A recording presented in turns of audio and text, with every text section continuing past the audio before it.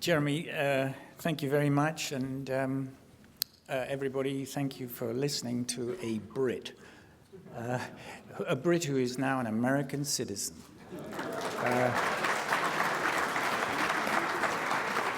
Not only an American citizen, but who has voted in a recent American presidential election. And a Brit who is married to a beautiful lady whose family comes from New Orleans. Well, I'm delighted and proud to be here, and I have a special affection for the World War II Museum, the National World War II Museum here, because I knew Steve Ambrose quite well. We used to battle over Monty and Ike and the bridge too far and subjects like that.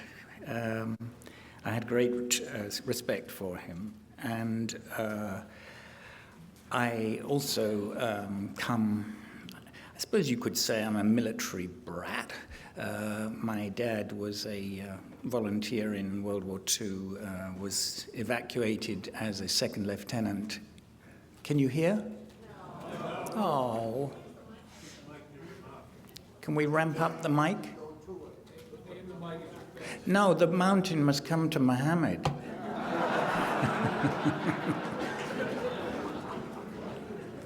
All right. Is that any better? All right.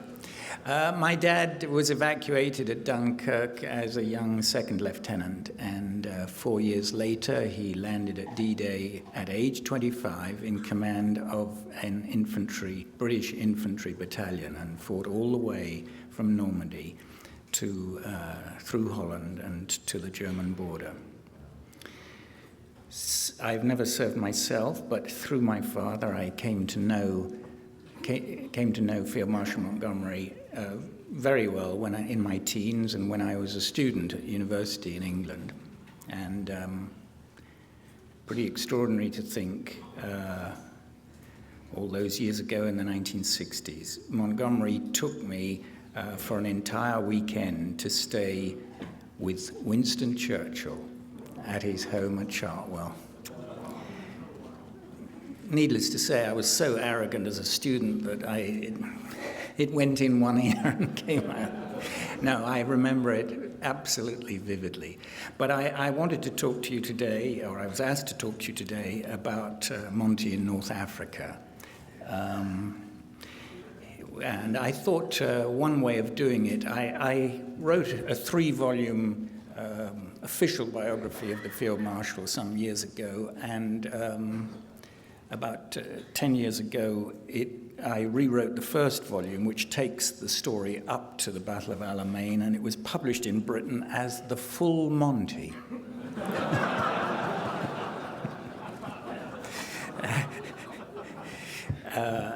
The last couple of hundred pages covers the battles in the desert in Egypt when Monty arrived there in 1942.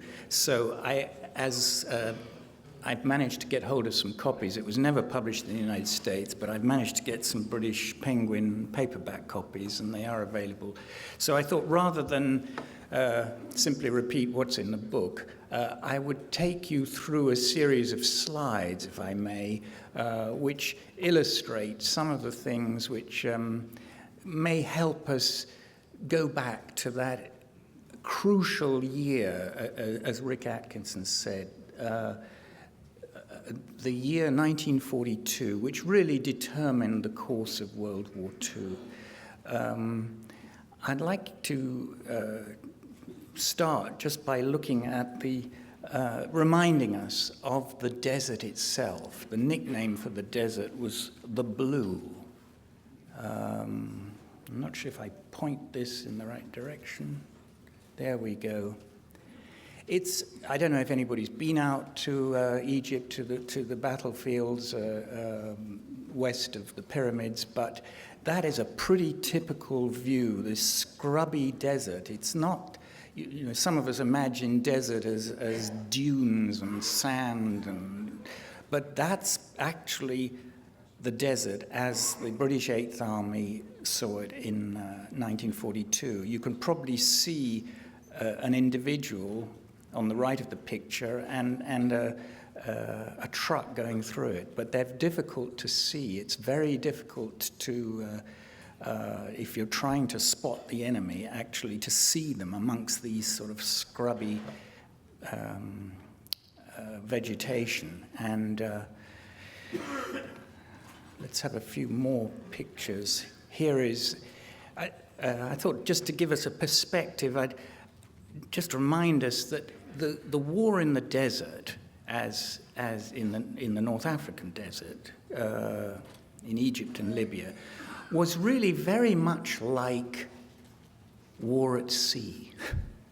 It's a war of transportation, of huge distances, a war of logistics, and it's a war in which certain key arms are crucial. It's a war of tanks, of maneuver. It's a war of tank battles, just rather like naval battles. It's a war of involving the latest technical armory, the latest firepower. Here's a German Mark IV tank. And it's a war in which certain new weapons appear. There had been tanks, obviously, in World War I, but new weapons appear and new counter-weapons. And here is a weapon that we never really talk very much about in terms of North Africa, certainly. But this is, we're looking at Rommel's secret weapon. I believe, does the museum have an 88? Yeah. This was Germany's crucial weapon in destroying Allied tanks. First the French and then the British. It had extraordinary velocity. I don't want to go into the technical details of it, but it was able to spot and destroy a tank at an extraordinary distance without almost any danger to itself, and was really the secret weapon in Rommel's incredible success when he arrives in the desert to take over the Afrika Korps and then the Panzer Army. Here are some more. It was towed usually behind a truck. It was often it could be dug in. It was easy to conceal, very difficult to actually spot and put out of business. There's another one where it has its sides splayed out. The other weapon, vital weapon in the desert, was air power. And here is a German Messerschmitt 109. You can see how well camouflaged, so you can barely see it against that background of the scrubby desert. The Germans also had this rather horrid machine called a Stuka, which had a terrific siren, and as it dive-bombed, it relied as much on fear as on the actual bombs it dropped. And finally, the infantry. You used the tanks and the anti-tank weapons and your trucks to move forward, but in the end, you mopped up with the infantry. Here is somebody we're going to talk about for a while, General Erwin Rommel. Rommel had an extraordinary career, somewhat paralleling Montgomery, but very different in rather important respects. Here he is arriving in the desert in his tent, under his tent awning. But we should remember that this extraordinary German general, who played havoc with the British forces in North Africa the moment he arrived, was, I don't want to put it too strongly, but quite a Nazi. And sometimes we overlook that when we think about Rommel. And I'm going to say a little bit more of that as we go along. Here he is. He was part of Hitler's entourage, actual defending the Führer. There he is in Poland.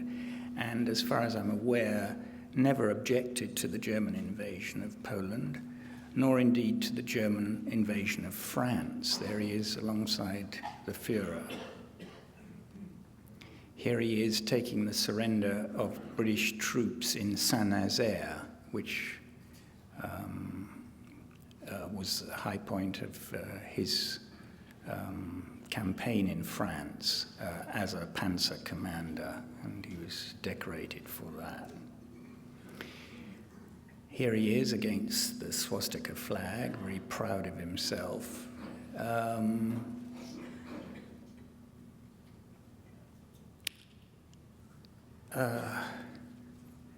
And here he is alongside somebody who is mentioned, I think, in Rick Atkinson's talk, Field Marshal Kesselring, who was an even greater Nazi and, in my view, a mass murderer for what he did to Italian women and children in Italy in 1944.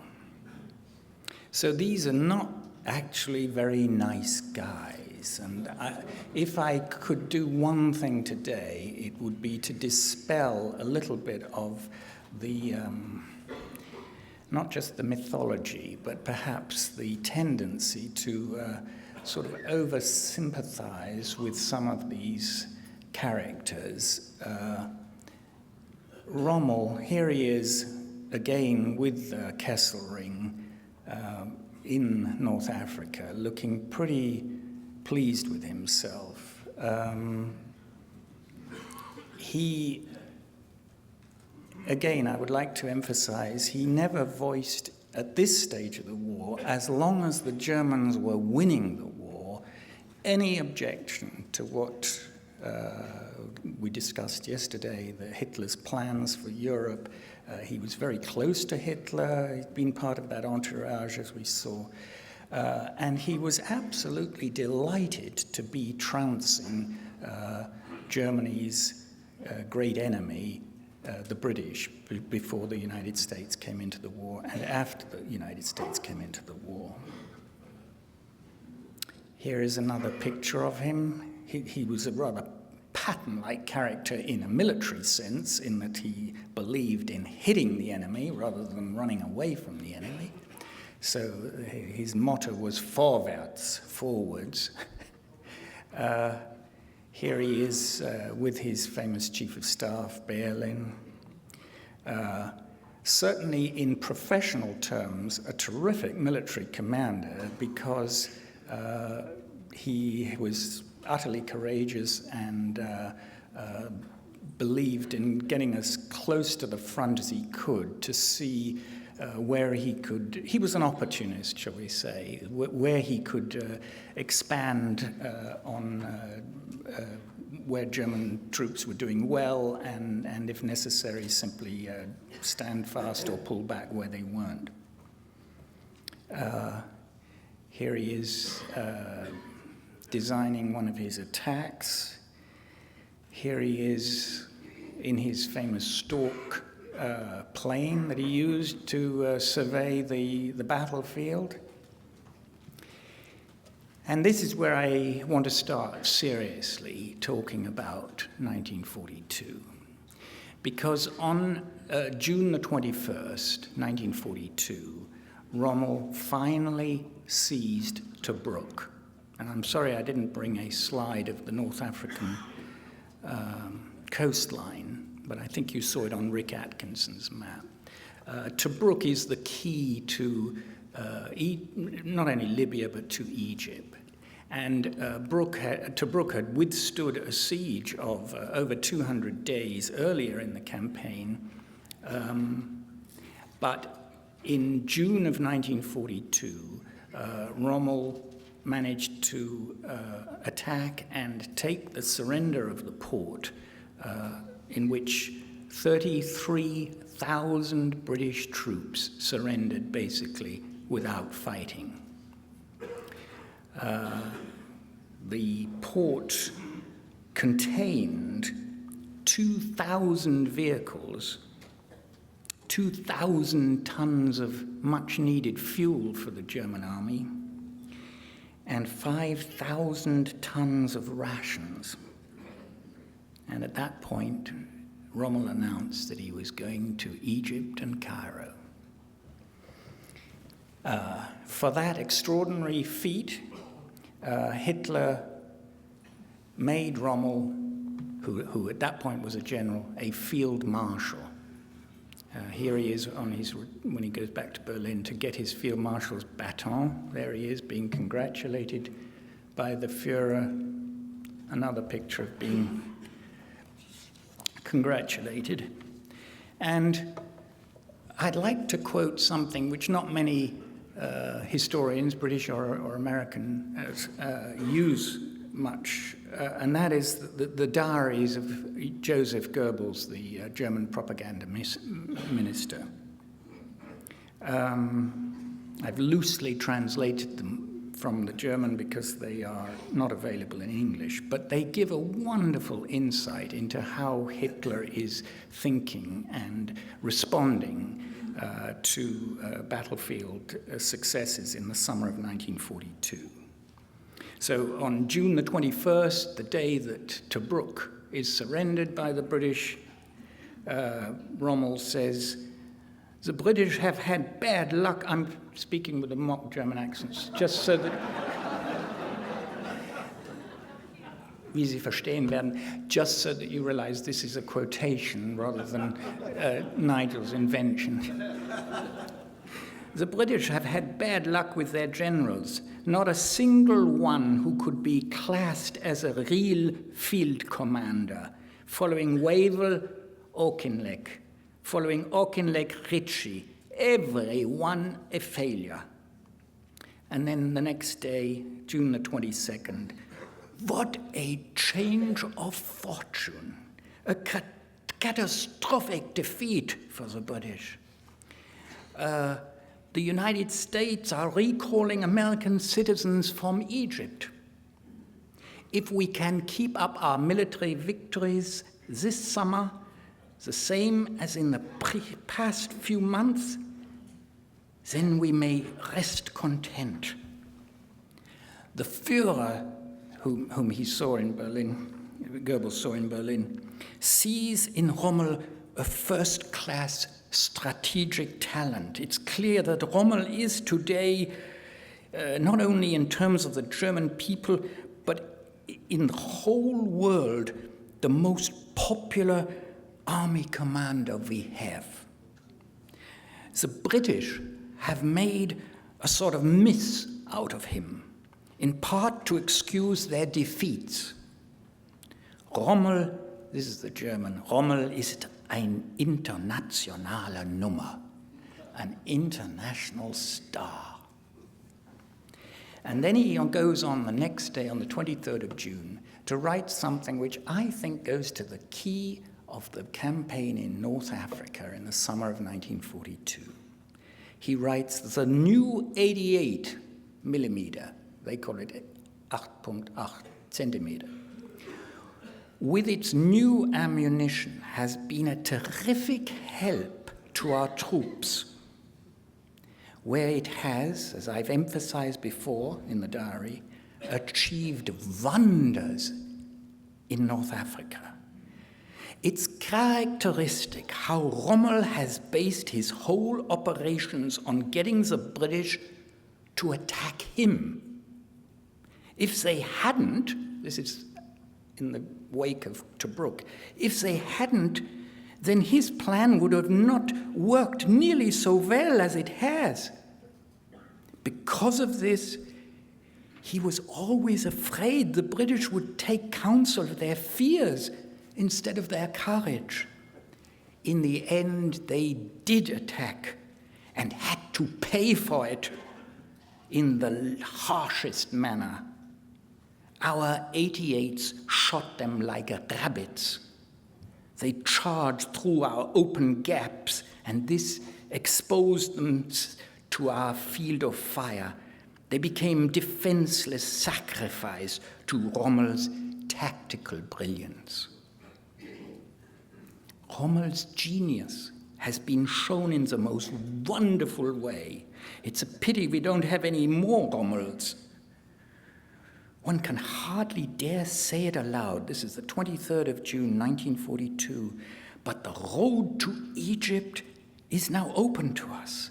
We don't have to worry about supplies now we've taken Tobruk, where the harbor is in pretty good condition. I report to the Führer the public response to the fall of Tobruk, sensational. And about Churchill, he says, the crisis that will await him in London will be even greater than Dunkirk or even Singapore, where over 100,000 British troops surrendered to the Japanese. Well, in truth, I don't think we've mentioned it in the talk, but Churchill was in Washington, D.C. on the day that Tobruk fell. And it was the most humiliating moment of his entire career. A staff officer came in with a piece of pink paper, and it announced that the port had fallen.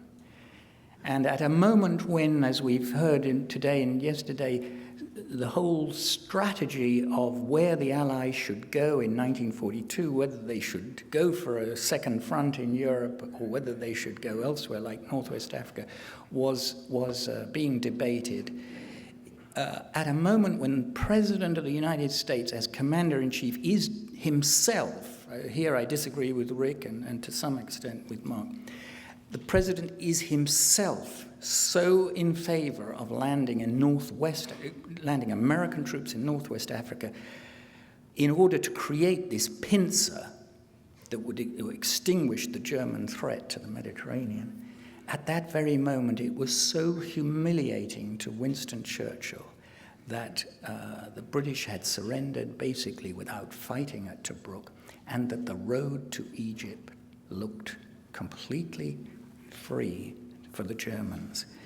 And that is the context in which Churchill went back to England to face, as Goebbels said, some nasty criticism, and decided he must take action, because he also was a commander-in-chief as Minister of Defense as well as Prime Minister. And so he flies out to Egypt on his way to see Stalin to tell him that there won't be a second front. And in Egypt, he decides he has to fire the British general who has failed in the desert, who has failed to deal with these German 88s and now Field Marshal Rommel. And it's at that moment that Churchill makes one of the most colossal mistakes of his life. Yeah, one of many, but he made many good decisions as well. Here's Goebbels congratulating Rommel on becoming. Here's Goebbels using Rommel as this terrific propaganda pin-up. I think Goebbels wrote in his diary, "Of all our army commanders, Rommel is closest to the Nazi party." In fact, that summer, Hitler decided that if the second invasion of Russia, the Caucasus, went well, Hitler would, once it was over, Hitler would go back from his forward headquarters to Berlin, and he would make Rommel the commander-in-chief of the German armies, all the German armies. Goebbels wrote, Rommel has a firm Weltanschauung and isn't just close to us as Nazis, but is a Nazi, a leader of troops with a talent for improvisation. He's courageous and extraordinarily creative. If the Führer hadn't picked him out, he'd probably be a colonel or major general somewhere on the home front. So, in other words, in the summer of 42, they even parade Rommel in front of the Sportpalast before there's Goebbels and Rommel beside him. They parade Rommel as a kind of national hero. That is the moment of Germany's sort of greatest triumph in the summer of 42. And here is the man who Winston Churchill feels should take over the British Eighth Army in order to deal with this new German field marshal. Has anybody ever heard of Richard Gott? No. Churchill, in my view, after many years as a military historian, was an extremely bad picker of men. He came from an aristocratic family, son of a nobleman, grandson of noblemen, and he was often influenced by people's social positions. And this particular General Gott had been in the desert for over a year. He seemed experienced in fighting as a corps commander, and Churchill, who desperately wanted to be a field commander himself, thought that if he stayed in the desert and appointed somebody like Gott, he, Churchill, could run the battle himself.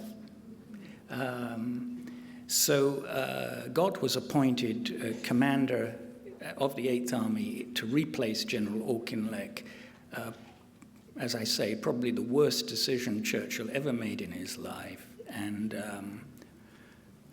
fortunately, in terms of history, General Gott, who hadn't had a bath for a long time, said, "Sir, may I go back to Cairo and have a few days to tidy up and so forth before I take over the army?" He commandeered a Red Cross plane, which he shouldn't have done, and the Germans saw it rising.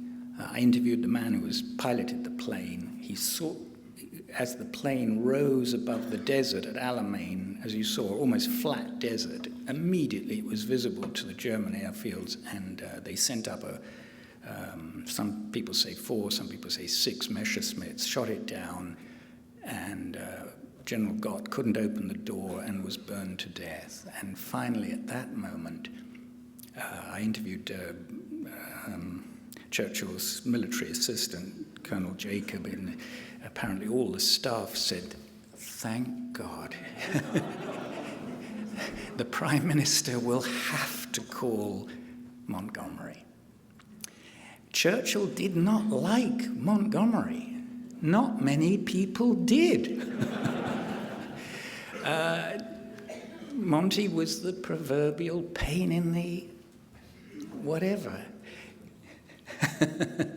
And Monty had been a divisional commander at Dunkirk, where he'd brought back almost his entire division. He was he was known to be a brilliant trainer of troops.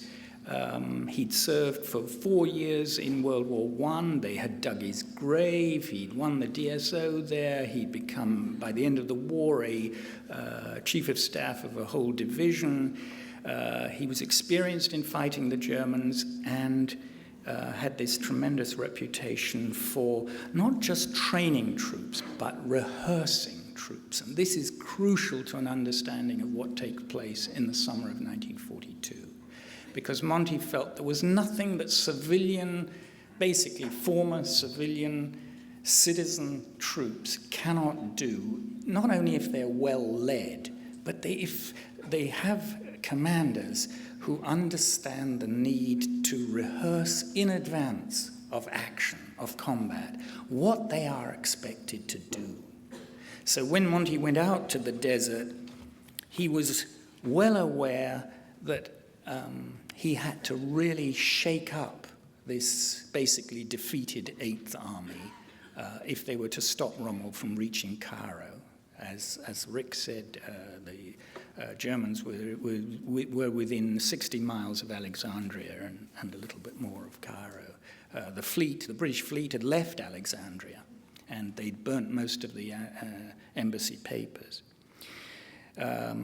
So Monty arrived in the desert on the 13th of August, 1942.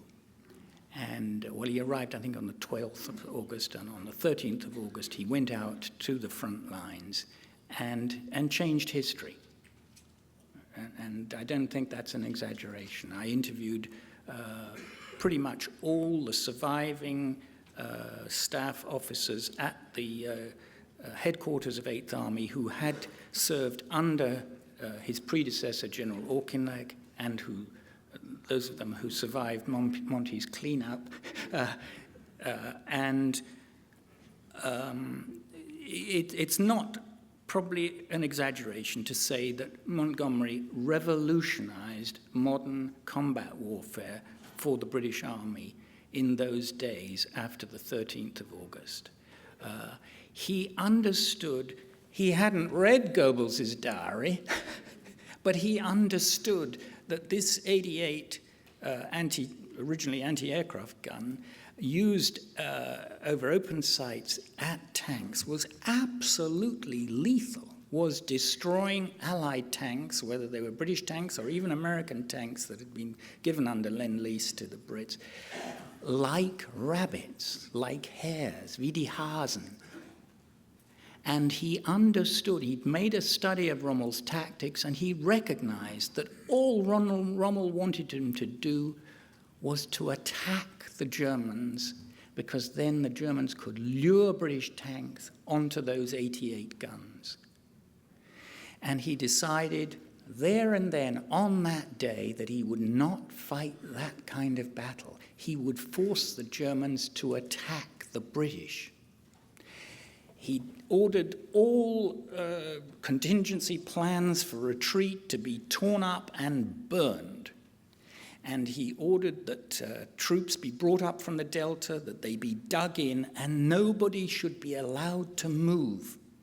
The Germans, for once, would have to stumble onto British artillery and tanks in dugout positions, and they would get a taste of their own medicine. And only a few days later, he was there on the 13th of August, by the end of the last day of August, Rommel did attack with an entire panzer army and all this fuel that he'd got at Tobruk and more tanks that had been brought up, and was crushed.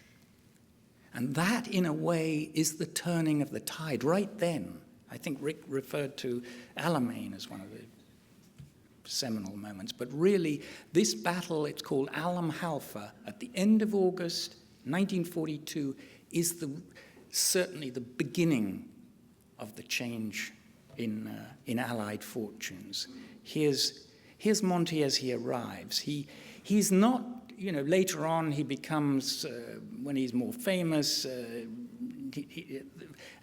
the press follow him, and he becomes controversial and so forth. He's a different character. But here he is, the unknown general, who understands, like Churchill, that he needs either a bowler hat or some way in which this rather bony, foxy face could become more recognizable among the troops. That's all he's concerned about at this point. He's not like Rommel going back to the Sportpalast and taking Nazi salutes and so forth.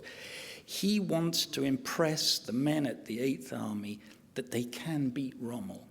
And there he is, as he goes around the battalions every single day to meet the colonels, the deputy commanders, the senior officers. He pins their regimental badge to his hat. This is an Australian digger hat, and he doesn't realize he looks even more foolish. It doesn't suit him. So you'll see what happens in the course of the next few weeks as as he begins to make his presence felt, his authority, his command presence, and how he is transformed just as the army, the British Eighth Army, is transformed. Churchill had written to his wife. Churchill returned, I think there's another slide, was it one more? Yeah, we'll come to it. But Churchill wrote to his wife a rather amusing letter saying, General Gott was sadly killed, so I've had to call Montgomery. He's just about as horrid, hopefully he'll be just about as horrid to the Germans as he is to his fellow officers, to his fellow Brits. But he also wrote to his wife and said that Monty was a good choice because he did have experience in the desert, and that was true. Monty had been stationed in the desert by the pyramids in 1931 as a infantry battalion colonel. And rather than sit near the Suez Canal, he had taken every year, he'd taken out the entire brigade, in fact, on maneuvers and rehearsed in the desert. So he was certainly no stranger to desert warfare. Here he is inspecting some of the regiments at Alamein. My father told me how Monty inspected my father's battalion just before D-Day, and they had a terrible. My father was a battalion commander, age 25. The brigadier was aged 55 or something, and he bet the other battalion commander in the brigade that the brigadier would be out by nightfall.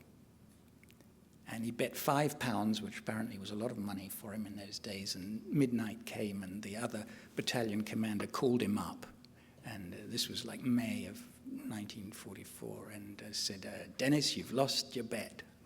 And he said, well, just give me a few more minutes. And about 5 past midnight, the word came through that the brigadier had been fired. He was too old. He wasn't going to be able to stand up to the rigors of Normandy. Here he is, Monty, 2 years before Normandy, asserting, I remember when I was a teenager, he would look at you with these drilling blue eyes and ask you these difficult questions that went to the heart of the matter. And he could tell immediately if you were just flim-flamming or whatever. It was quite an experience to go through. Here he is making the plans for the Battle of Alam Halfa, instructing General Horrocks beside him, famous tank corps commander later in the war, and instructing them, Pip Roberts, the tank commander on his left, saying, under no circumstances are you to attack Rommel. He will attack us, and that's how we will destroy him. The other thing he did was to move the headquarters of the Eighth Army right alongside the RAF and to try and create a team effort. So not only coalition warfare in terms of allies, but in terms of the services.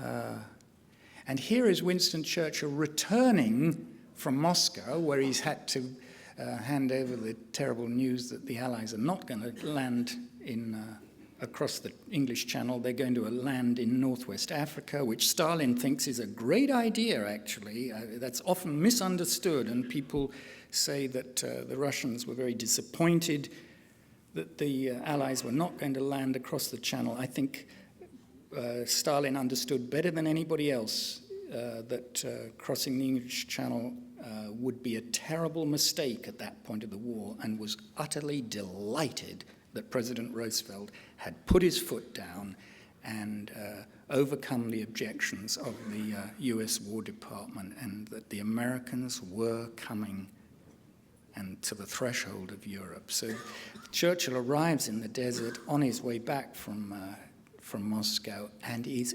absolutely astonished. You can see it in his letters to different people and records of people who are around him, absolutely astonished at the change in morale in the spirit of an army that it had changed almost overnight. It's really one of the most extraordinary reversals in military history. Here are a few slides of the actual results of the Battle of Alam Halfa, the destruction of these 88s, for example, destroyed mostly by the RAF. Here is the American former Republican nominee for the presidency against President Roosevelt, Wendell Willkie, who was on his world tour.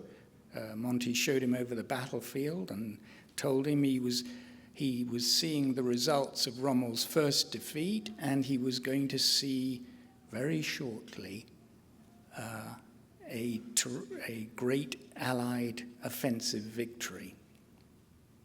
Here he is. Another great difference, perhaps, with Rommel is Monty was a deeply religious man.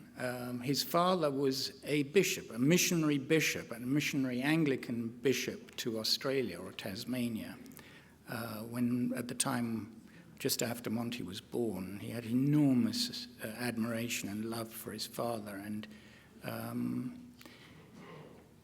and was very religious. The first thing he did at the end of the Battle of Alam Halfa was to have a religious service in the desert. And then, having won that battle, he went about reorganizing, retraining, and preparing the Eighth Army for this great battle at Alamein. I don't think... How are we doing on time? I don't think we've got time to go into detail in terms of the battle. It's a 13-day battle, an extraordinary battle in the sense that it involved all arms, terrific amount of American air bombing, tactical Air Force support, artillery, the greatest opening artillery barrage organized by the artillery of an entire army firing at the same time, the greatest number of artillery guns firing at the same time since World War I. And every man trained to fight at night and told exactly what his role would be in the battle. It didn't go according to plan. Monty knew pretty well from his experience in World War I and at Dunkirk that it probably wouldn't.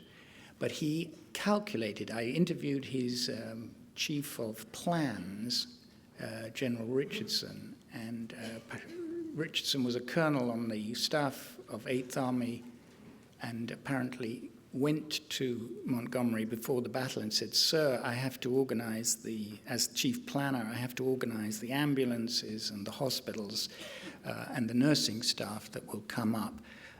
How many casualties do you expect?" And Monty said, this is in advance of the Battle of Alamein. Monty said, "It will last 13 days. On the basis of my experience fighting the Germans, there will be 13,000 casualties."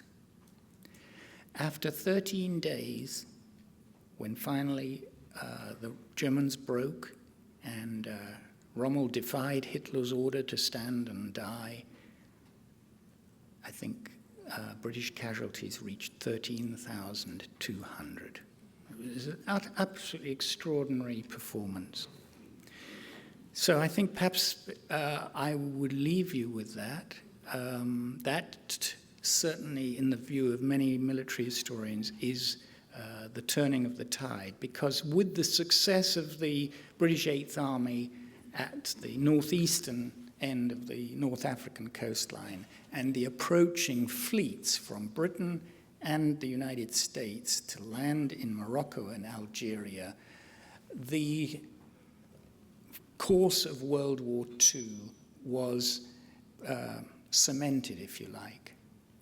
There was no way, really, the Germans, who, one thing we didn't discuss in the last couple of days is the extent to which the extent of the German intelligence failure. How could they not have realized that over 100,000 American and British troops were going to land in Morocco and Algeria? It's one of the great puzzles of history. That they did land, and as Rick said, in a matter of 3 days, established this threshold, which would change the course of World War II. If you think, we're now in December, of course, but if you think that was only 70 years ago, and I can see, I'm coming up to 70, but I can see several people older than me even. It's extraordinary to think that, in a sense, it's in our lifetime that was achieved, and the turning of the tide. So thank you very much for your attention. Is there anyone here who can't see me? You're lucky. You're lucky. See, I mean, I'm only doing this because I was asked to do this 2 days ago, and I put together a bunch of notes, and if I stand up, I know they'll fall on the ground. And although I can talk for 30 minutes about Patton, there's no telling what I'll say, and the ladies will get up and leave, and it'll be horrible. Unlike my friend Rick Atkinson, I'm not recovering from anything. I was a professional soldier all my life, and even though I'm not in a uniform anymore, I see things the same way, read history the same way. My friends are still either in the Army or in Arlington, and I judge people not by what the footnotes are in a book, but the reality of what they accomplished. I don't care if they were nice people. Most people that are really successful aren't nice people, except my mother. And so it does come out, I think, a little different. This is not the talk you would hear if Carlo d'Este gave it. I don't share Carlo's views. I didn't share Martin Blumensen's views. I have some experience with Patton's son, and in the Army knew many people that had served under him. I had served under Patton's son. I tend to look at how George acted, and so I judged him differently. Now, it would be unfair and hypocritical of me to say some things about him before I say something about myself. I had a great horror as a soldier of killing people due to negligence, that I didn't know what to do, that America always fights wars. We were always surprised. The first guys didn't always get massacred, and you don't get a learning period. Despite what they teach you in officer school and everything else, you never really know what you're going to do. So I spent all my weekends on battlefields and reading, and I studied everything I could and everything else. And when I finally got my second command, my first command was actually an Army post in Korea. I was on the West German border, and we were in front of the Russians, the 8th Guards Army. This is in the 1970s. Under the NATO war plan, had the Warsaw Pact moved, I would have been the first son of a bitch to meet him. The entire 8th Guards Army, their main avenue of approach ran through my troop position. I did not expect to survive if there was a fight, but I expected that we would hurt these guys, and I told my kids the same thing. And I pushed them hard. I was not the type of disciplinarian that went after shine shoes, shaved heads, and things like that, but I was really unreasonable about tactical training. I pushed them very, very, very hard. Towards the end of the second year of my command, we were in the field, I would guess, from January to May, and back less than maybe 20 days. And that's hard on families and hard on people. And first you start off by leading, and then you start off by dragging, and then you start off by kicking when you're in the field that long. We had finished finally the last exercise, and we'd come in, and I was getting ready to turn over command. And my first sergeant and the 4 platoon sergeants came into my office one day, and the first sergeant handed me an envelope. And I opened it up, and it was a Mother's Day card. And I was totally crushed. And I said to myself, does this mean, well, I said to them, does this mean that I have been mollycoddling you guys? And the first sergeant said, sir, you got to remember that mother is only half of a word.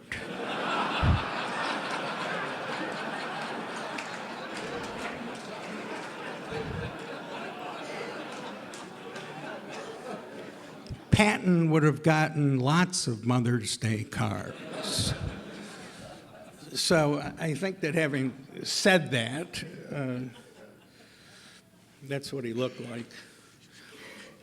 The Army in the Second World War, if my bad memory doesn't fail me, had 89 divisions, 23 corps, 9 field armies, 3 army groups, 6 theaters of war, more than 24 area commands, and in addition was split into the Army Ground Forces, Army Air Forces, and Army Service Forces, plus there were 16 numbered air forces.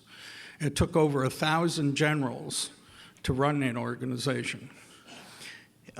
If you were to ask people now to name World War II generals, although there are people here obviously knew others or knew of others, probably the most common one you would hear would be Patton.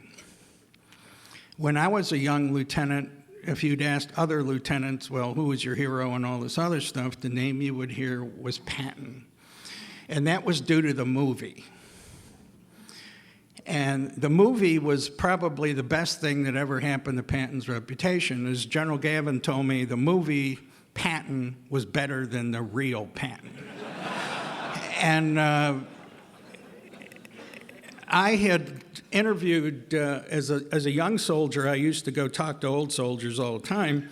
And my first assignment was Fort Bliss, Texas, which was the home of all the old horse cavalrymen. And one of the guys living near there was Hap Gay, who had been Patton's chief of staff, the man sitting next to him in the car when he had the accident, in fact.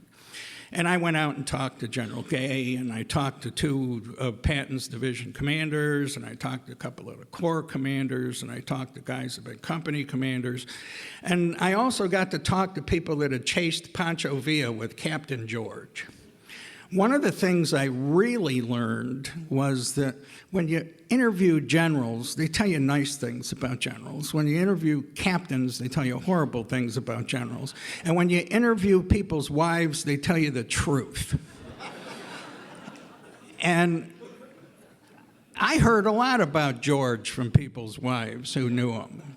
And that was not always the kind of picture that you see in She Wore a Yellow Ribbon. And it kind of affected how he dealt with people. He was, Hap Gay told me that the only time in his career, in 40 years, he ever tried to get out of a unit was when he was assigned to be George Patton's XO of a cavalry squadron. He said he had such a horrible reputation that he just didn't want to go. And Hap Gay was a quartermaster officer, actually, and he was running the Army remount service. And Patton, of course, had horse cavalry, and Patton owned his own horses. He married very, very well. I mean, he claimed all these soldiers in his family, but he did have one DNA defect. You know, his father was a lawyer. But he married the daughter of a manufacturer that in today's numbers would have been a billionaire. And that money was used on George hobbies, and he bought his own airplane, and he had polo ponies, and he built his own houses, and they lived very, very well, which did not sit well with his contemporaries who lived in what was referred to as genteel poverty. He dressed for dinner, threw big parties, hung with politicians. He did everything he could to kiss the butt of everybody who might be able to help him. And he stomped on his subordinates. And as a result, well, Hap didn't want to go there. Well, Patton grabs two of his horses, and they decide that they're going to go riding. Well, Hap Gay was alleged to be one of the greatest riders in the Army, so he takes them out to the course, and they start doing these jumps. And the horse stumbles and breaks his leg. And there's Captain Gay standing next to Major Patton saying, oh, shit. You know, this guy's horse must have cost a fortune. You know, it's a polo pony and all this other stuff. George, who always carried a gun, draws his pistol, blows the horse's brains out, and says, thank God I don't have to ride that son of a bitch. I never liked that horse anyway. You know, I mean, he did this kind of impulsive thing all the time. And he had to be protected by people that believed in him. He had been a genuine hero in the First World War. He was a student of warfare, but if you actually look at what he studied and some of what he believed, he was really not up to date on technology. He was really one of these guys that wanted to be a warrior as opposed to a modern soldier. And that affected how he commanded. It affected his troops and the losses he suffered and things like that. In many ways, he was a very, very brilliant guy. In many ways, his personality defects caused him trouble. George Patton was fortunate in that Dwight Eisenhower was his friend. That after George came back from World War I, he had a tank battalion at Fort Meade, Maryland, and the Army, through its infinite wisdom, decided to put the tank corps under the infantry, which is like attaching an elephant to a ballerina. You know, I mean, it's never going to move again. And I mean, in the Second World War, infantrymen thought the most important thing on a tank was the telephone on the back. I mean, they never understood the maneuver capabilities of the tank, and the tank divisions were misused consistently in the Second World War. George and Ike had been running the training camp for tanks at Camp Colt, Pennsylvania, which was actually the Gettysburg battlefield. And they used the long stop hill to shoot rounds into the backstop for their gunnery. And the two of them became very close friends. And Eisenhower was an incredibly ambitious guy, much more than most people understand. And that actually had started from his youth. He came from nothing, and he didn't want to end up there. You know, even as a little kid, he played with the child of the richest kid in town. He married somebody that was a debutante. He hung himself on the other generals. You know, I'm not saying that he was a bad guy, but he did not want to end up near the bottom of the pile. And he was impressed with George's money. And he was impressed with who George knew. And they talked about war and read books and everything else, but they were very, very different people, but they were very close friends. And that's important because Eisenhower makes his way through the Army by virtue of who he works for. He works for lots of generals, and he got exposure. And in that Army, troop duty troops didn't have that much to do. The Army was one of the smallest armies in the world. We didn't have any known enemies, unless the Confederacy rose again. The Indians were all on reservations. So they were kind of in this never land where, there's going to be the map problems at the Staff College had some army attacking Baltimore, and they never told you how they got there. I mean, it was really bizarre. Well, Hitler comes along, and this is a good thing for George. George had grown old, despairing of ever killing thousands of people. And if you actually listen to the way he talked, you would think that he should have sought some sort of professional help. The wives of generals did not like him around because of some of this. George Marshall's wife didn't like him at all. Why George Marshall put up with him is kind of interesting, because George Marshall was a cold-blooded son of a bitch, and he would have cut his throat if he thought that he needed to, and never thought a second thing about it. Trust me. The guy might have been a great guy, but he would have cut his throat if that's what he needed to do, and never thought a thing of it. And George was always hanging on a string. George's real support came from Henry Stimson. He used to ride horses with Stimson. And George had 3 assignments in Washington, one of which was as commander of the 3rd Cavalry Regiment, which was my regiment. And he was assigned to that to replace Skinny Wainwright, who was a notorious drunk, which wasn't a problem in that army. I mean, it was hard to tell.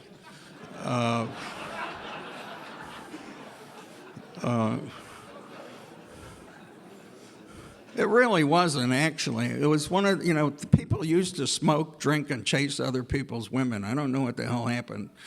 But that was common in those days, okay? It really, we don't get to be like hypocritically Puritan till somewhere in my lifetime. But the Army was a fun place to be, particularly the cavalry. Well, anyway, Patton gets the job because he has money and he can entertain. And Patton invites lots of people to the house. I mean, he had George Marshall stay at his quarters when they were renovating quarters number 1 so he could move in there. They used to have a party every year called for what was known as the Baltic Club. The SS Baltic was the ship that took Pershing and his staff to France in World War I, and Patton had gone as the headquarters commandant. And he got all these guys, all of whom became, famous in the Army, and he'd throw this big party every year in a different city, and it all came out of George's pocket. I mean, personally, I think he invented the idea of the Christmas card, because I've seen his Christmas card list. He and his wife, Bee, were just preparing the battlefield. Well, anyway, the war starts, to make a long story short. And he gets rescued from obscurity because he was actually already too old to be promoted.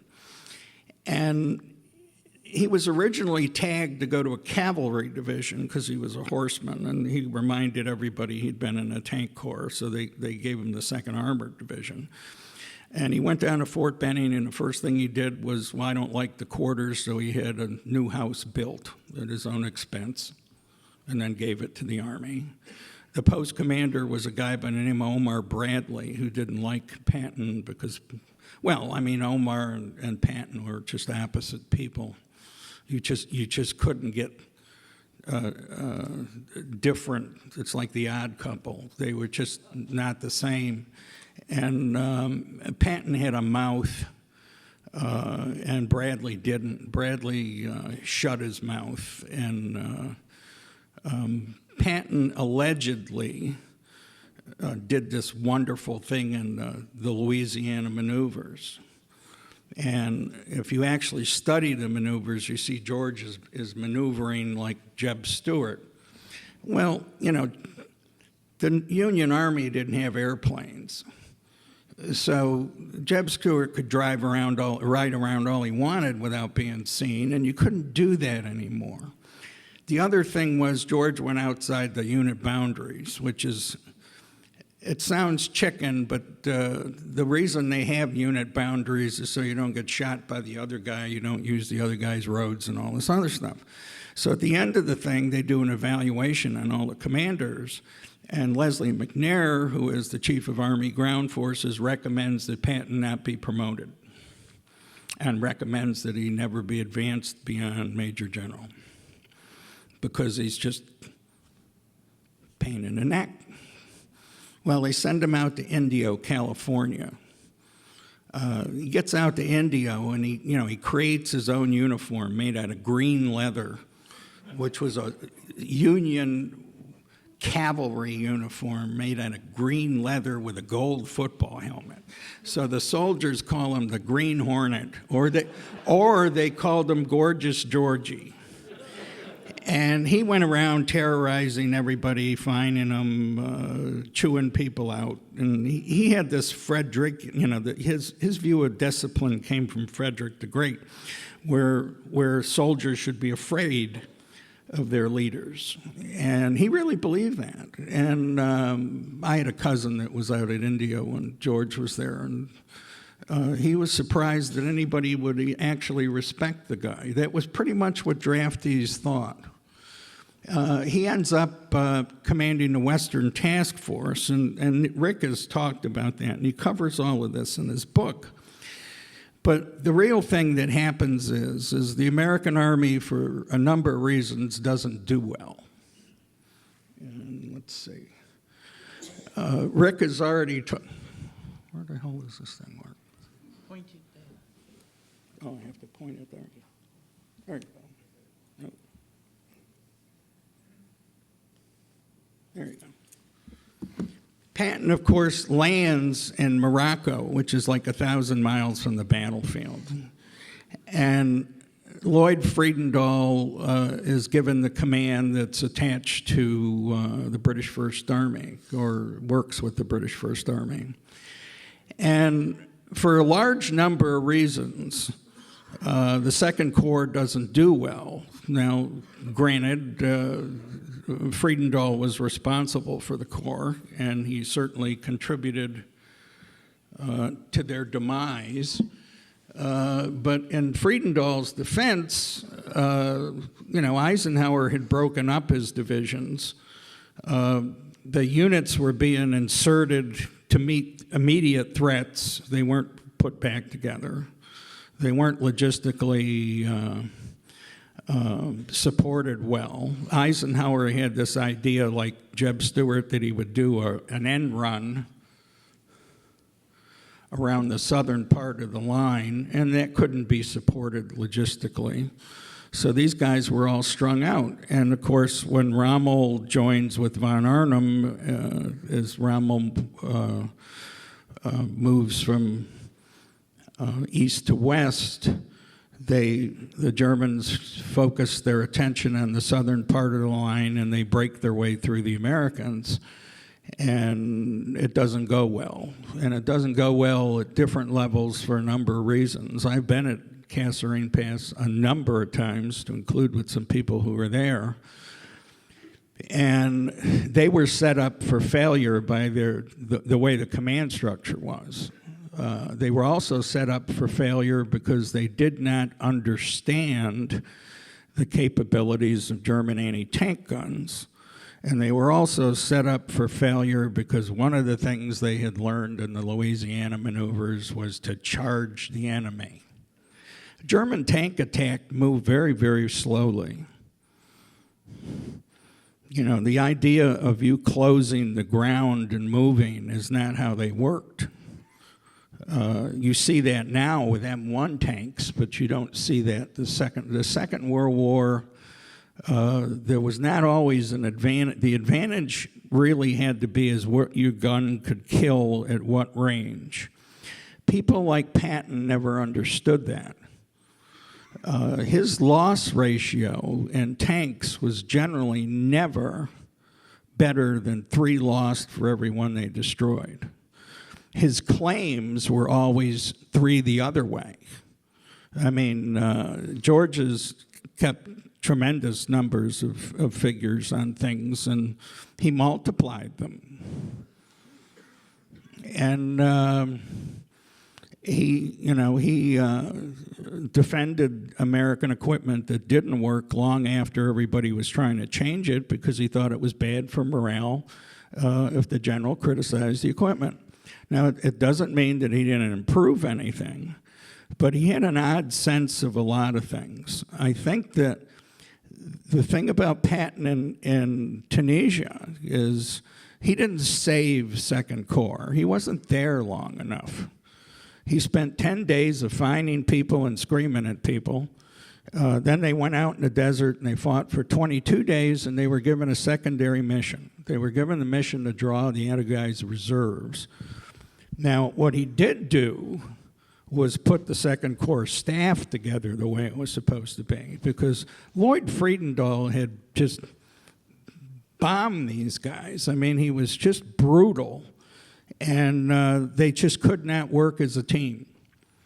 Somebody should have shot Friedendahl, and you could get away with that. Just take him out in the back and say he was strafed. Put him in for a Silver Star. Jesus Christ. It just never happened.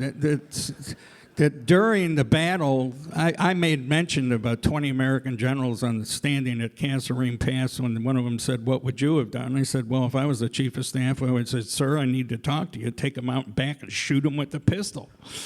I said, "If you win, he's a big hero. If you lose, what the hell's the difference?" Friedendahl was like a lot of people in the old army, and I think the thing that we forget is that America has changed a lot, and that even though we were a country that was made up of immigrants, we were prejudiced against foreigners. And the high command of the U.S. Army were WASPs. There weren't any Jews, there weren't any blacks, there weren't any Italians, there weren't any Irish. There were a lot of Germans, like Eisenhower, Spaatz, Eichel. Everybody was a German, Kruger, or they had come from England. But, these guys were not broad-minded at all. They hated the British. And the British had a completely different culture. I have served with the British Army. I've gone to a British Army school. I have a degree from a British college, and I can tell you that the Brits are consistently inconsistent. And you never know what you're going to get. It's like life is a box of chocolates, that kind of shit. You go in the mess, and it's depending on who you're sitting next to as to how you're going to be treated. And I've lived in British messes as recently as 3 years ago on an exercise I helped some guys out with. And it's amazing. It's the British public school system. They manage to breed a lack of manners in people and then think that you're the one that's rude. Now,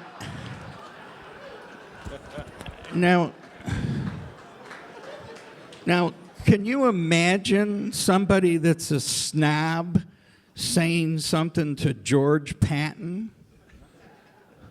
And see, this is what Eisenhower had to contend with. I mean, Alexander was actually polite to people. He just didn't consider people in the American Army white people, and that was the term they used. It has nothing to do with the color of your skin. I've heard this from British officers. I interviewed a guy about Market Garden. I said, "Why did you use the Irish Guards to lead the attack all the time?" And he said, "Well, it's not as if we were killing white people." And I said, "What? This doesn't make it into the history books. This is why you got to be a soldier and you learn this stuff." And they just had a different view of things. I agree completely with Nigel Hamilton that I think Montgomery did wonders for the British Army for two reasons. One, he did bring them into a modern system, but he was the first British general that soldiers trusted for one reason. It's like one guy that was at Alamein told me. He said, you knew you might be killed, but you weren't going to have your life thrown away. I mean, this was not going to be, well, it didn't go well, let's go to the mess. Monty was hard on officers and harder on generals, and that's important. Patton was the same way in a lot of ways, but I think that Patton was too much into his ambition. I think that the difference is that and Nigel knows this, and this Nigel wrote in his book. At the end of Monty's life, he walked the halls at night wondering about what he was going to say to God about all the people he had killed. When Patton lay dying, he was pissed he wasn't shot and wasn't going to get a medal. I mean, it was, you know, he told his wife what a horrible thing that happened to me.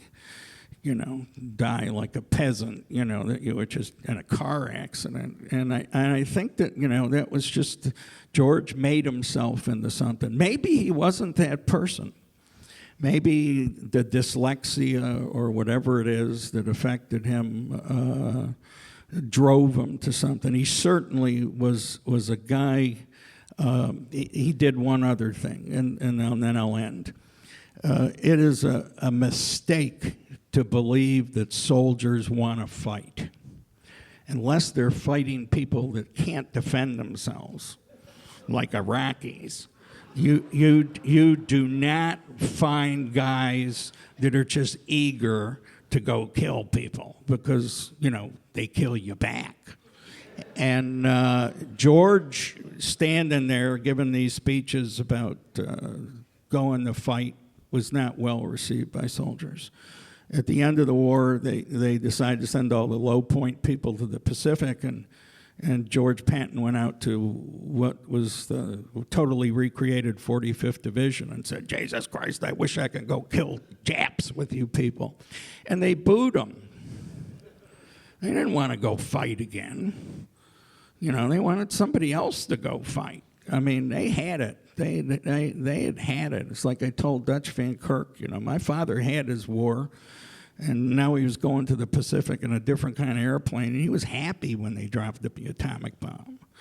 And I think that when you look at historical people, that you shouldn't ask yourself who they were, what their intentions were, and what did they really do. And I think the marketing of these people isn't the marketing of a book, because you don't want people to go ape these people. I mean, when the movie came out, every goddamn colonel in the army was carrying a pistol with a white handle.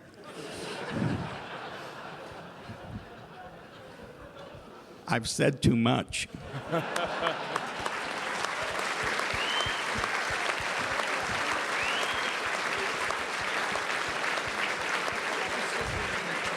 Thank you, gentlemen. If there are any questions, please raise your hands and we will get to you right in the front row. Here you go, Lee. Nigel, one quick question. There's a new book out about a dual biography of Montgomery and Rommel. How does that sort of tie into your work on Montgomery? Does it have a similar perspective, or is it a different take? I'm sorry, I'm not sure what you're asking. Yeah, there's a new book by Caddick Jones, I think his name is, about Montgomery and Rommel. Yeah. Caddick Adams, excuse me. How does that interpretation fit in with your perspective of the two of them? If I had read it, it might fit in better. to be honest. Nathan, to your left, gentlemen. Okay.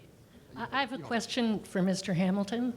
How do you respond to critics who accuse Montgomery of dawdling across North Africa and into Tunisia, and how many lives that may have cost among his soldiers?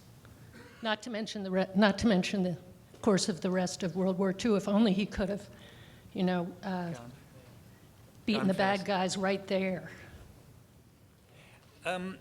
It is I would say, common criticism of Montgomery that he was brilliant at the set-piece battle. I think even General Eisenhower said, looking back over many years after the war, that whatever you say about Monty in terms of D-Day, he's the guy who got us there. The question was, once he'd got us there, was he the right man to get us beyond there? And I don't think there's any doubt that Monty was not of the same ilk as Rommel.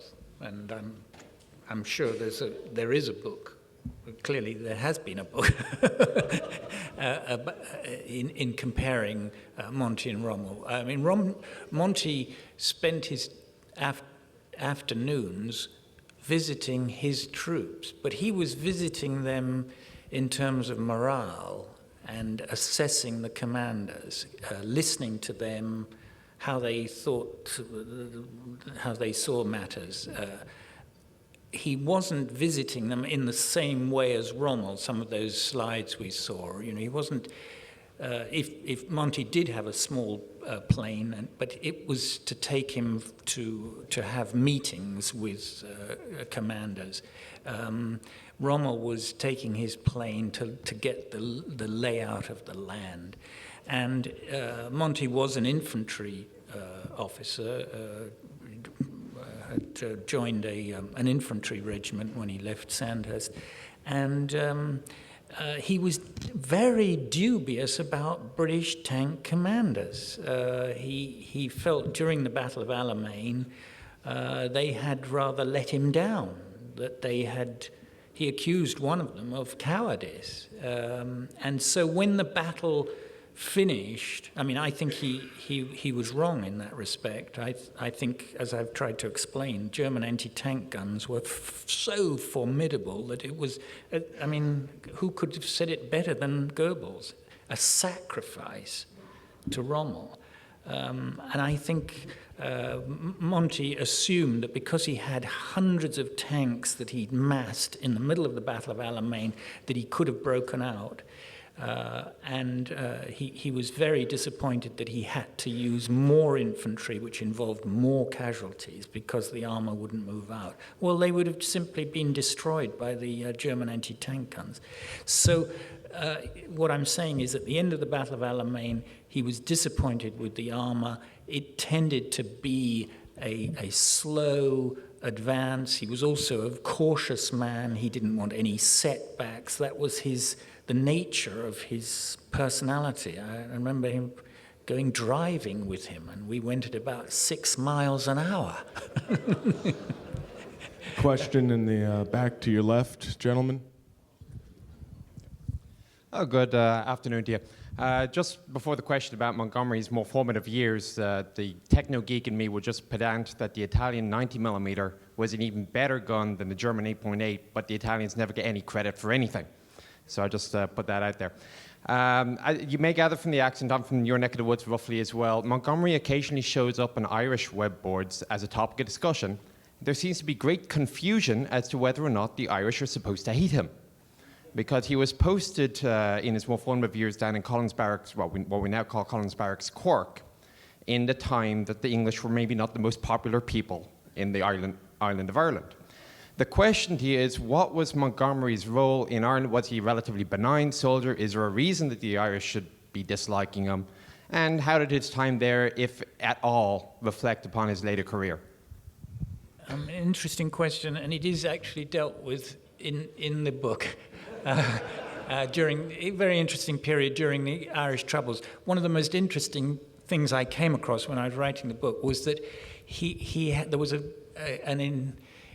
was a brigade major at the time in Southern Ireland during the Troubles, and there was an intelligence officer who was bitterly critical of the way Monty was handling matters against today would be called partisans. and that he wasn't being tough enough on them and executing rebels. That man's name, that man became famous or infamous because this intelligence man who was criticizing him, because he was the general who surrendered over 100,000 troops at Singapore, General Percival. Question on the far end to your left. Dr. Hamilton, I know it's a little fast forward, but 1944. Why aren't you asking questions about Patton? This is not fair. Sorry. I was very uncontroversial.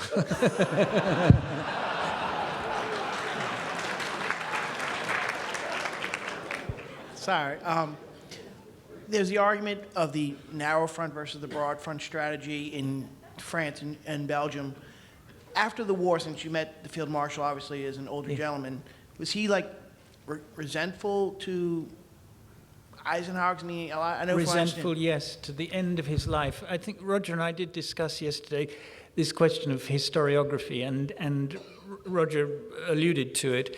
You know, the way that in the years after the war, the myths arise, the films are made, the histories are written, the biographies are written, and in the course of that, history often becomes pretty misshapen, or the truth, shall we say. I'm often asked, you know, at what point did Monty, who was actually, I interviewed hundreds and hundreds of British and American officers and ordinary GIs during the 10 years I spent on Montgomery, and the upshot is that until probably the late summer of 1944, Monty was really highly regarded by most professional American commanders. I mean, they welcomed the fact that he was going to take over the planning for D-Day, which was absolutely terrible before he arrived.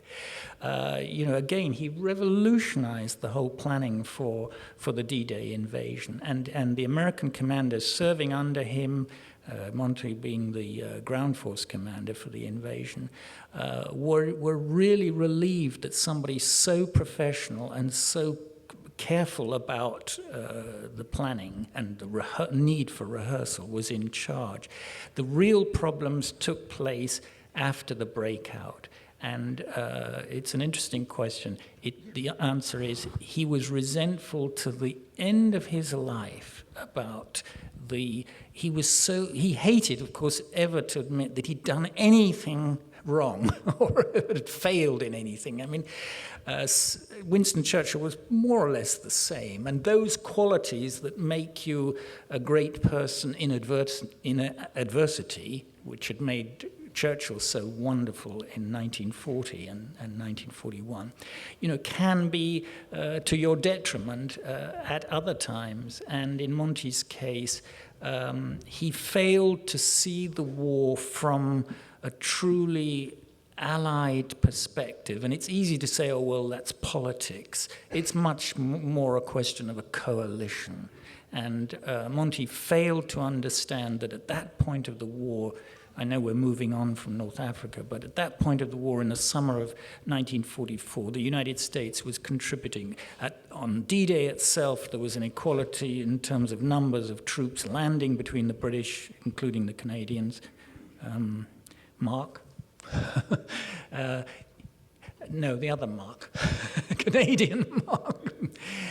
We often say British when we really mean Canadians, but there was equality between but by the end of the summer, the United States was so outnumbering the number of formations that were coming direct from the United States, and Monty didn't get that. He was such a professional. His view was, just give me the troops and I'll do the job. Well, there were other people competing for that privilege. Last question here in the center. This is a question for Colonel Cirillo. You were very direct in your assessment of General Patton and, you know, his personality, his ego, as you described his personality problems. could you be equally direct? Bottom line, was he a good thing for our war effort? Was it a bad thing? Should somebody else have been in charge of the Army that Patton was? Well, the first thing I'd like to say is he was not the indispensable man. He might have been indispensable to Eisenhower because Eisenhower trusted him, but there were other generals that could have done the same thing. The thing that's very odd about Patton, if you study all the operations from the point of view of a soldier that looks at them, is that George is really better when he's chasing divisions and corps. That when he got his fingers involved in tactics, a lot of people got killed. And it was because he believed that, he had the 75% solution. And he would say things like, well, if you do it faster, you'll lose fewer people because it's less exposure to fire. Well, he flunked math at West Point. What about the loss rate? If you're doing it without support and you have a high loss rate, the first 30 minutes on the Somme was 20,000 dead. Okay, he didn't understand that. He didn't understand that a German 88 could fire at a longer range than an American 75. If you compute the speed of the tank, the distance you could fire, the accuracy of the optics, it's 11 minutes before that Sherman can get close enough to kill that gun. How many people do you think you lose in that? I mean, the British in 1942 in 22nd Armored Brigade with 4 German anti-tank guns lost 80 tanks without loss. And, George said, well, I'm going to do this, I'm going to do this. The Battle of the Bulge, which is totally blown out of proportion as to what had happened, and I know that because I lived researching that for the Army for a long time, that Patton launched attack after attack after attack after attack that failed because he never waited to concentrate. His theory was you hit them like a jackhammer and they won't solidify. But you had to look at what he was attacking against.